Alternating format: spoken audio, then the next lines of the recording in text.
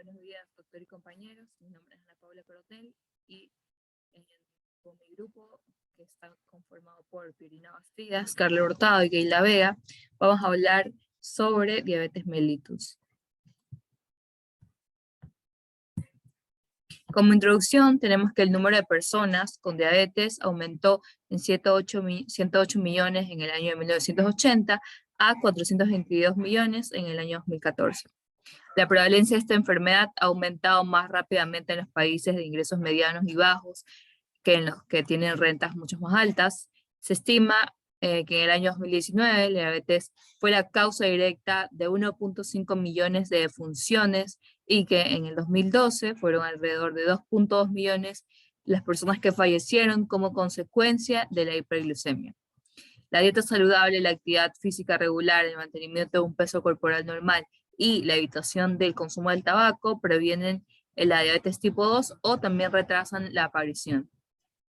¿Qué conocemos como diabetes mellitus? La diabetes mellitus es un síndrome que se caracteriza por un déficit en la secreción o también en la acción de la insulina, que produce alteraciones del metabolismo, de los hidratos de carbono, de las grasas, proteínas, resultando en una hiperglucemia crónica responsable de las complicaciones vasculares y neuropáticas.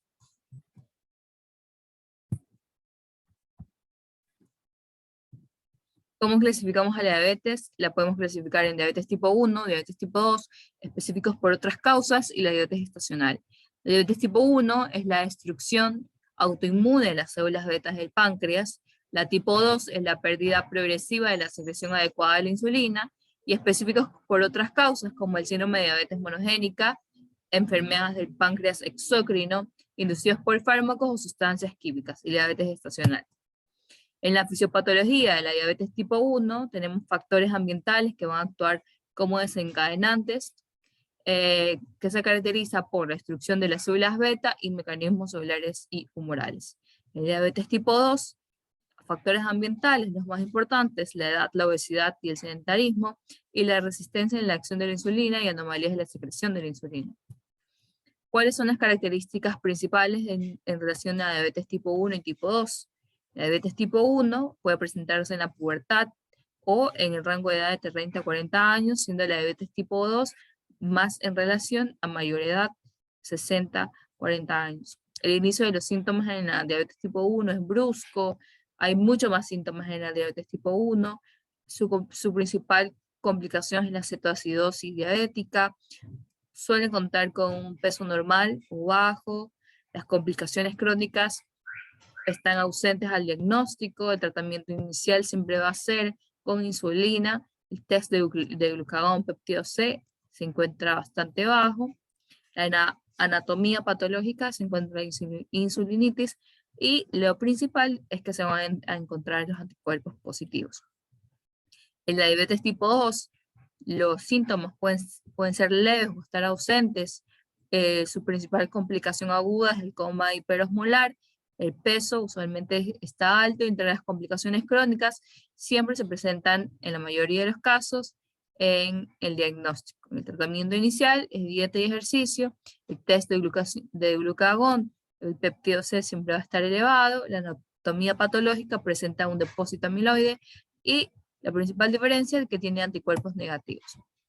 El origen y la etiología de la diabetes mellitus pueden ser muy diversos, pero al fin va a conllevar a la existencia de alteraciones en la secreción de la insulina, de la sensibilidad de la acción de la hormona o en ambas en algún momento de su historia natural.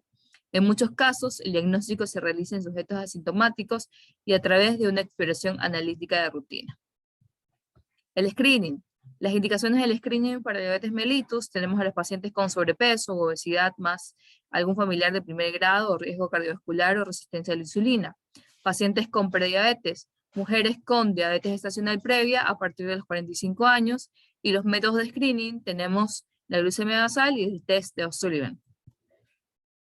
¿Cuáles son los criterios de cribado a los pacientes con riesgo de diabetes según la ADA del 2022? Los pacientes con prediabetes con una hemoglobina glicosilada mayor o igual al 5.7%, diabetes con diagnóstico previo de diabetes gestacional que deben aplicar una prueba cada 3 años, para todos los pacientes con las pruebas que deberían comenzar a los 35 años de edad, y si los resultados son normales, las pruebas pueden repetirse al menos cada 3 años, considerando los factores de riesgo. Y el grupo vulnerable, que son los pacientes con VIH. Ahora en el grupo de adultos con sobrepeso y obesidad, con un MC más de 25 kilogramos metro cuadrado, con los siguientes factores de riesgo, como madre y padre con diabetes, el riesgo étnico, que siempre va a estar más enfocado al grupo latino, historia de enfermedad cardiovascular, hipertensión arterial, más de 140/90 o en tratamiento antihipertensivo, colesterol HDL menor a 35 miligramos decilitro y o triglicéridos mayores a 250. Síndrome ovario poliquístico, sedentarismo, resistencia a la insulina con sus signos como son la cetosis nigricans o la obesidad. En Ecuador, la diabetes está afectando a la población con tasas cada vez más elevadas. Según la encuesta del ENSANUT, la prevalencia de diabetes en la población de 10 a 59 años es del 1.7%. Esa proporción va subiendo a partir de los 30 años y a los 50, 1 de cada 10 ecuatorianos ya tiene diabetes. De nuevo seguimos en la clasificación, ahora según la clasificación actualizada de la ADA del 2022, que los pone como diabetes tipo 1, diabetes tipo 2, diabetes estacionaria y diabetes por otras causas, como ya habíamos mencionado. Las principales características, diabetes tipo 1, debido a la destrucción de las células betas autoinmunes, por eso encuentran anticuerpos positivos, que generalmente conducen a una deficiencia absoluta de la insulina, por eso su principal tratamiento es la insulina. Diabetes tipo 2, debido a una pérdida progresiva de la secreción adecuada de insulina de las células beta, con frecuencia en contexto de la resistencia de la insulina.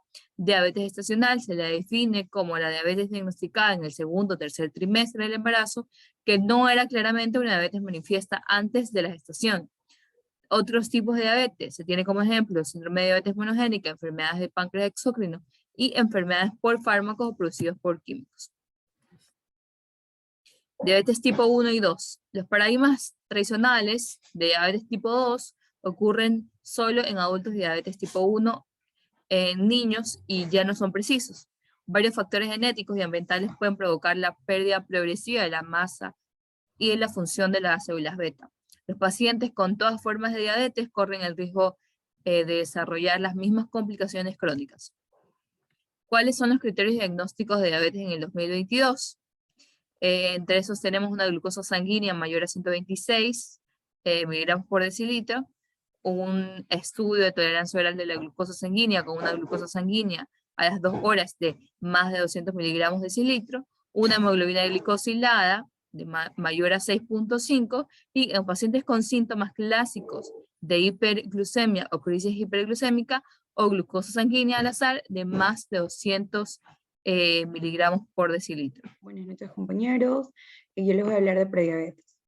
Entonces, la prediabetes, la glucemia alterada en ayunas, nos va a presentar la glucemia basal entre 100 y 125 miligramos altos. La sobrecarga de glicemia de 75 gramos entre 140 y 199 miligramos altos va a presentarlo.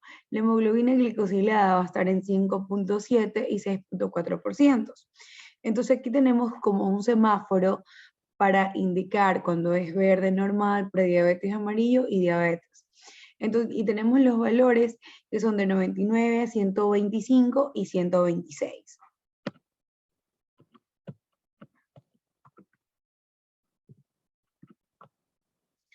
Bueno, tenemos que la prediabetes en el 2022, los diagnósticos estuvieron que la glucosa alterada en ayunas comprendía entre el rango de 100 a 125 miligramos de altos. Un estudio de tolerancia oral en glucosa sanguínea con una glucosa sanguínea a las 2 horas entre 140 a 199. También tenemos una glucosa promedio estimado entre la hemoglobina glicosilada y los miligramos altos. Tenemos que la clasificación de la hipoglucemia, tenemos 3 niveles, el nivel 1, 2 y 3. Cuando hablemos de nivel 1, la glucosa menor a 70 miligramos altos y mayor a 50 miligramos altos. En nivel 2, la glucosa menor a 50 miligramos altos y el nivel 3, de un evento grave, caracterizado por un estado mental o físico alterado que requiere asistencia para el tratamiento que está produciendo nuestro paciente, una hipoglucemia. Tenemos que también los desencadenantes de una hipoglucemia, la omisión o retraso de una comida, el ejercicio muy intenso, la administración de insulina o la administración por vía oral, la fisiopatología. Cuando hablamos de la fisiopatología es cuando disminuye la glucemia y se ponen en marcha los mecanismos compensatorios. Disminuyen la liberación de insulina y aumento de las hormonas contrarreguladoras, principalmente el glucagón.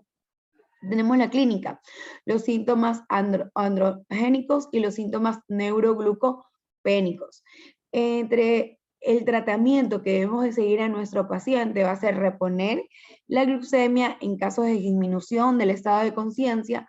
Rápidamente vamos a tener que administrar un suero glucosado intravenoso. Bueno, esto es una tabla del seguimiento de los pacientes con diabetes para la hemoglobina glicosilada, la glucosa en ayunas, la glucosa postprandial, el peso, el fondo de ojo, la exploración de pies, exploración de neurología, la presión arterial, el perfil lipídico y la microalbuminemia, que esto es muy importante dar un seguimiento a nuestro paciente para así nuestro paciente no presentar una neuropatía diabética. El resumen, aquí, en diabetes tipo 1 aparece generalmente en niños, la población joven suele presentar en forma brusca y a veces independientemente. Tenemos que se produce una destrucción de las células de insulina en el páncreas y las células beta son autoanticuerpos. Tenemos que la incidencia y la prevalencia de diabetes tipo 1 está aumentada. Síntomas agudos de diabetes y niveles de glucosa en sangre notablemente elevados. Tenemos un pico entre 4 y 6 años y en la pubertad temprana entre 10 a 14 años. Aproximadamente un tercio de diagnóstico con edad mortal. También los factores de riesgo, cabe recalcar que es una susceptibilidad genética. El riesgo a lo largo de la vida del desarrollo de diabetes mellitus tipo 1 aumenta significativamente en familiares cercanos de un paciente. Nos dice que la genética tiene que ver mucho en una probabilidad del 99.9%. Tenemos que la presentación en niños, polidixia, poliuria, pérdida de peso con una hiperglucemia, cetonemia o ceturia. Tenemos que el cansancio, la cetoacidosis diabética, el descubrimiento incidental, silencioso, asintomático. En los niños con diabetes tipo 1 generalmente presentan los síntomas característicos, la poliuria, polidixia y aproximadamente un tercio presenta CA. Entonces, el inicio de diabetes tipo 1 puede verse más variable en los adultos y puede que no se presente con los síntomas clásicos observados en los niños. Tenemos una clasificación de la diabetes tipo 1, siguiendo el consenso de la diabetes de la Asociación Europea, una clasificación que ellos nos dan. También tenemos que en el diabetes tipo 1, el diagnóstico son las pruebas de laboratorio, anticuerpos, se sugiere la presencia de anticuerpos pancreáticos, circulantes. Sin embargo, la ausencia de anticuerpos pancreáticos no descarta la posibilidad de una diabetes mellitus tipo 1. Hasta el 30% de las personas con la apariencia clásica y la presentación de diabetes mellitus tipo 2 tienen anticuerpos positivos y pueden tener un tipo de diabetes autoinmune de progresión lenta. En la diabetes tipo 1, el tratamiento, la insulina en pacientes con hiperglucemia sintomática. Tenemos que de 30 miligramos altos va a presentar mayor a 30 miligramos altos. Ceturia, pérdida de peso, embarazo. Debe iniciarse el tratamiento de insulina y metformina por vía oral con titulación progresiva a las dosis que el paciente va a requerir. En los regímenes tenemos que inyecciones diarias a múltiples bombas de insulina, en sensores de glucosa, bombas de insulina, piquito rosado. Esto es un cuadrito muy bonito donde que la alimentación tiene un papel importante en nuestro paciente diabético. El tratamiento oral también opta en la insulinización, se recomienda mantener la metformina. que es el producto estrella en pacientes diabéticos. Tenemos que nuestro paciente una alimentación regulada, la actividad física, que es muy importante. Muchas gracias.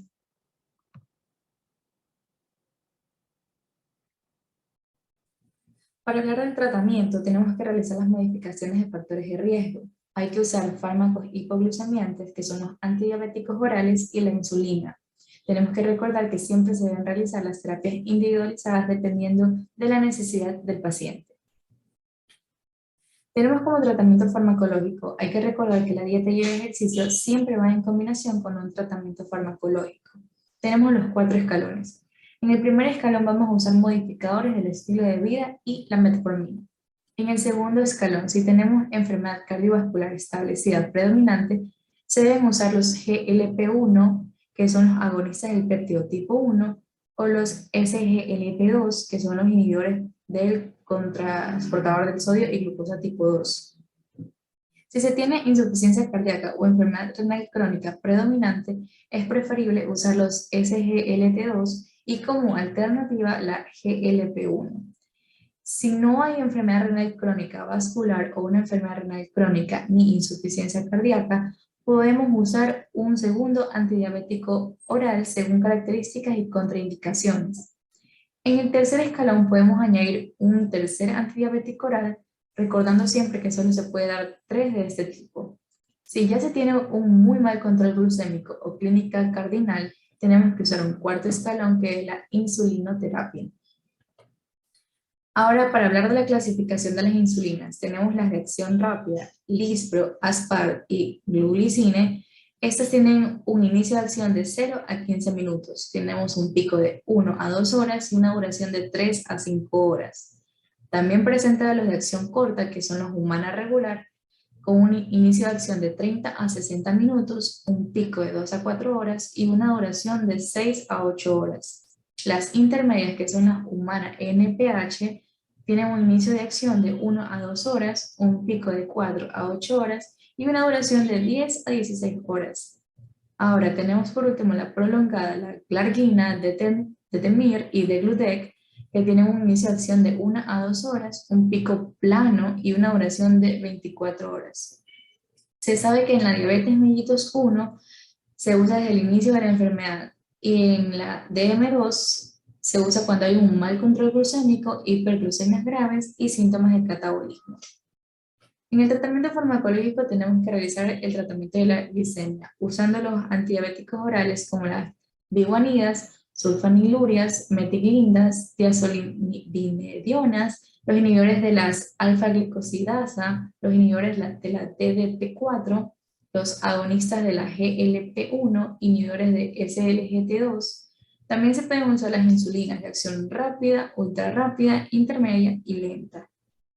También es importante el tratamiento de las comorbilidades. Ya se sabe que para la hipertensión se usan los IECAS, los ARA2 como la telmisartán, los diuréticos tiacídicos o los bloqueadores de los canales de calcio. Cuando el paciente presenta dislipidemia se usan las estatinas y cuando hay una historia de enfermedad cardiovascular se usan los antiplaquetarios. ¿Cómo se debe realizar el manejo en los pacientes hospitalizados? Lo primero que se debe hacer es la elevación de hormonas contrarreguladoras que producen hiperglucemia. Hay que determinar la hemoglobina glicosilada al ingreso del paciente y los objetivos de control glucémico van a ser en pacientes no graves con una glucemia preprandial menor a 140 miligramos sobre decilitros y postprandial menos de 180 miligramos sobre decilitros en pacientes de UCI, y glucemias entre 140 a 180 miligramos sobre decilitros. Hay que usar también una pauta bolo-basal corrección y también tenemos que retirar los antidiabéticos orales. ¿Cómo se va a realizar la modificación de estos factores de riesgo? Pues hay que hacer los cambios estructurados en los hábitos de forma inmediata y constante para lograr una pérdida de peso del 5 al 10%, y esto se lo va a manejar conjuntamente con el nutricionista. Hay que incentivarle al paciente una actividad física regular de por lo menos 150 minutos semanales. Hay que evitar el tabaco, alcohol, el consumo excesivo de sal, azúcar, grasas saturadas y ácidos grasos trans. ¿Qué debemos hacer cuando la paciente es gestacional? Esta es la diabetes gestacional. Durante el embarazo, la insulina aumenta para incrementar las reservas de energía. A veces, ese incremento no se produce, lo que puede originar una diabetes gestacional. Pero esta suele desaparecer tras el parto. Pero estas mujeres tienen un alto riesgo de desarrollar diabetes tipo 2 a lo largo de su vida. Se diagnostica por primera vez en el segundo o tercer trimestre del embarazo sin que esta paciente haya tenido antecedentes de diabetes tipo 1 o 2. ¿Cómo se diagnostica? En las 24 y 28 semanas de gestación debemos de realizar la prueba de tolerancia a la glucosa de 75 gramos y esto es en un solo paso. Pero si se quiere requerir el enfoque de 2 pasos, esto se lo realiza con una pantalla de 50 gramos sin ayuno, seguido de una prueba de tolerancia a la glucosa de 100 gramos para aquellos que dan positivo.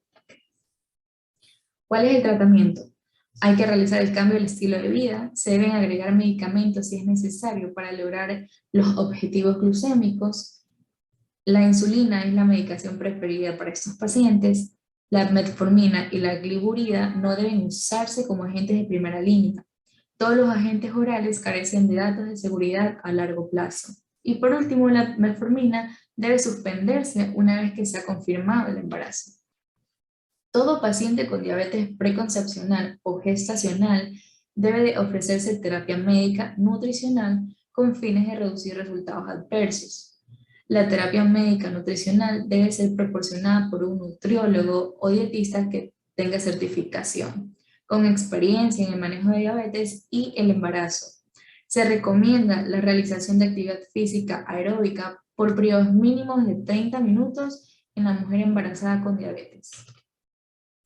Tenemos otros tipos específicos de diabetes según la Asociación de Diabetes. Tenemos los síndromes de diabetes monogénica, que es la diabetes MODY, y la diabetes neonatal. Tenemos enfermedades del páncreas exócrino, que es la diabetes por fibrosis quísticas. También tenemos la diabetes inducida por fármacos, cuando se usa exceso de corticosteroides, diuréticos tiazídicos o bloqueadores beta antipsicóticos. Y también tenemos la diabetes atípica, que es la diabetes tipo 3 y 4. ¿Cuáles son estas medidas de prevención? Tenemos primaria, secundaria y terciaria. En la primaria, los factores de riesgo deben ser modificados: la obesidad, sedentarismo, hiperlipidemias, hipertensión arterial, tabaquismo y la dieta. En la secundaria es adecuado un control metabólico de la enfermedad, hay que evitar complicaciones agudas y crónicas. Y como terciaria hay que buscar retardar la progresión de las complicaciones, hay que realizar un control metabólico óptimo y una rehabilitación física, psicológica y social. Mi nombre es Carlos Hurtado y para continuar con la exposición vamos a hablar de las diferencias entre la diabetes mellitus tipo 1 y tipo 2.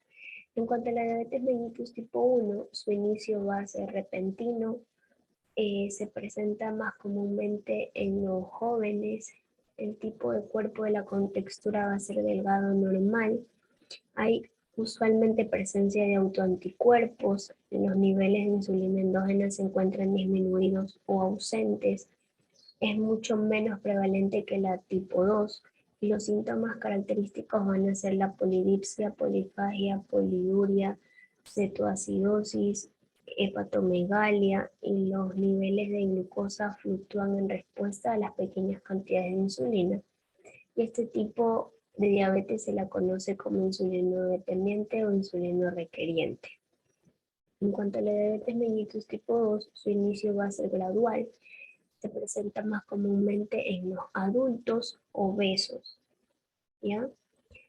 Va a haber ausencia de autoanticuerpos, los niveles de insulina endógeno van a estar normales o disminuidos o aumentados, es mucho más prevalente, ¿sí? Y pues no existe una sintomatología clara, ni tampoco va a haber cetosis ni hepatomegalia, y los niveles de glucosa en sangre van a estar menos marcados. Por lo general, entre un 20 y un 30% de estos pacientes requieren de insulina. Como ya mencioné, la diabetes mellitus tipo 2 surge en la edad adulta, es más frecuentemente encontrada en pacientes de edad avanzada. Y los factores que van a influir en esta se encuentran en el estilo de vida, tales como la alimentación o la falta de ejercicio y los factores genéticos. Anteriormente era denominada diabetes no dependiente de insulina o diabetes de inicio de los adultos. Representa el 90-95% de todas las diabetes. ¿Y cuál va a ser el factor principal asociado? Son los defectos secretores de la insulina que se van a relacionar con la inflamación o con el estrés metabólico. Y también los factores genéticos. Dentro del cuadro clínico, por lo general, los pacientes van a presentar polidipsia, poliuria, polifagia, pérdida de peso, fatiga, visión borrosa, entumecimiento u hormigueo de las manos o pies, úlceras que no cicatrizan y manchas alrededor del cuello, axila o entrepiernas conocidas como acantosis nigricans. En cuanto al diagnóstico SX, se realiza midiendo los niveles de glucosa en sangre, ya sea por medio de la glucosa basal, en ayunas, que debe tener un valor mayor a 126 miligramos sobre decilitro, hemoglobina glicosilada mayor a 6.5%, en la curva de glicemia con 75 gramos de glucosa mayor a 20 miligramos sobre decilitro, o glicemia al azar mayor a 200 miligramos sobre decilitros con síntomas típicos. Todos estos criterios o medios de diagnóstico deben de ser confirmados en una segunda ocasión. En cuanto a los factores de riesgo, tenemos la circunferencia abdominal mayor a 102 centímetros en el caso de los hombres o 88 centímetros en el caso de las mujeres, triglicéridos séricos mayores a 150 miligramos sobre decilitros, una tensión arterial mayor a 130 sobre 80 milímetros de mercurio, y que 3 o más criterios me den como resultado un síndrome metabólico.